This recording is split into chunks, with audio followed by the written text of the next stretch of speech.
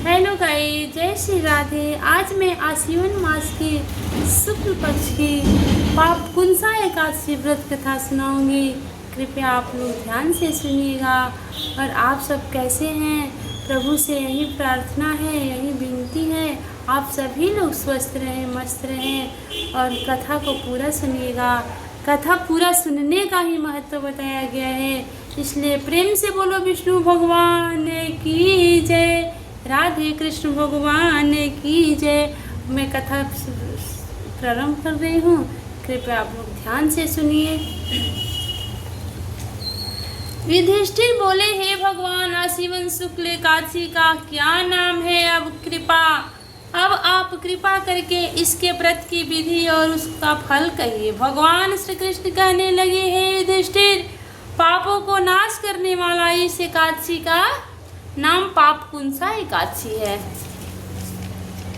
और यह समस्त पापों का नाश करने वाली है। इस दिन मनुष्य विधि पूर्वक भगवान पद्मा नाम की पूजा करनी चाहिए। यह एकादशी मनुष्य को मनवांछित फल प्राप्ति देकर स्वर्ग को प्राप्त कराने वाली है। मनुष्य को बहुत दिनों तक तपस्या करने से जो फल प्राप्त होता है, वही फल इससे प्राप्त हो जाता है।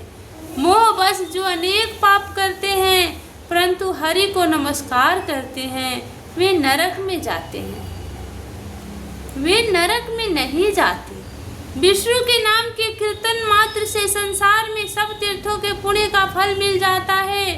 जो मनुष्य सारंग धनुष को धारण करने वाले भगवान विष्णु की शरण में जाते हैं, उनको कभी भी यम यातना नहीं भोगनी पड़ती और वह यमराज के दंड से छूट जाते हैं। जो मनुष्य वैष्णव होकर शिव और सवे होकर वैष्णव की निंदा करते हैं, अवश्य नरकवासी होते हैं। सहस्त्रों वाज्य पे अश्वमेध यज्ञ को से जो फल प्राप्त होता है, वह इस एकादशी के व्रत के 16वें भाग के बराबर भी नहीं होता।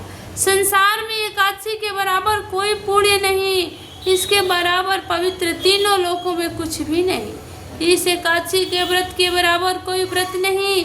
जब तक उस एकादशी का व्रत नहीं करते, तब तक ही मनुष्य की देह में पाप वास कर सकते हैं। यह एकादशी स्वर्ग, मोक्ष, आरोग्यता, सुंदर स्त्री तथा अन्न और धन की देने वाली है। एकादशी के व्रत के बराबर गंगा, गया, काशी, कुरुक्षेत्र, पुष्कर भी पुण्यवान नहीं है। हरिवासर करने से सहज ही में मनुष्य विष्णु का पद को प्राप्त होता है। हे राजेंद्र, इस व्रत के करने वाले 10 पीढ़ी मातृपक्ष की, 10 पीढ़ी पितृपक्ष की और 10 पीढ़ी स्त्री पक्ष की तथा 10 पीढ़ी मित्र पक्ष का उद्धार कर देते हैं। वह दिव्य देह धारण कर चतुर्भुज रूप को हो पीतांबर पहने और हाथ में माला लेकर गरुड़ पर सवार होकर विष्णु लोक को जाते हैं। निपोतम बाल्य अवस्था, युवावस्था और वृद्धावस्था में इस व्रत को करने से पापी मनुष्य भी दुर्गति को प्राप्त न होकर सद्गति को प्राप्त होता है।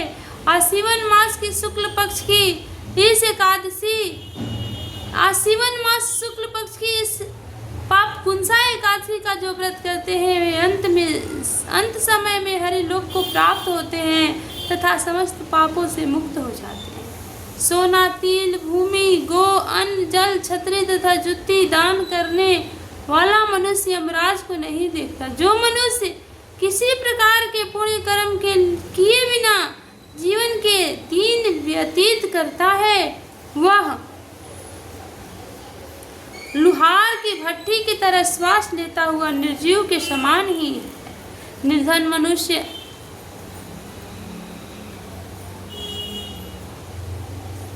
को भी अपनी शक्ति के अनुसार दान करना चाहिए तथा धन वाले को सरोवर, बाग, मकान आदि बनाकर दान करना चाहिए।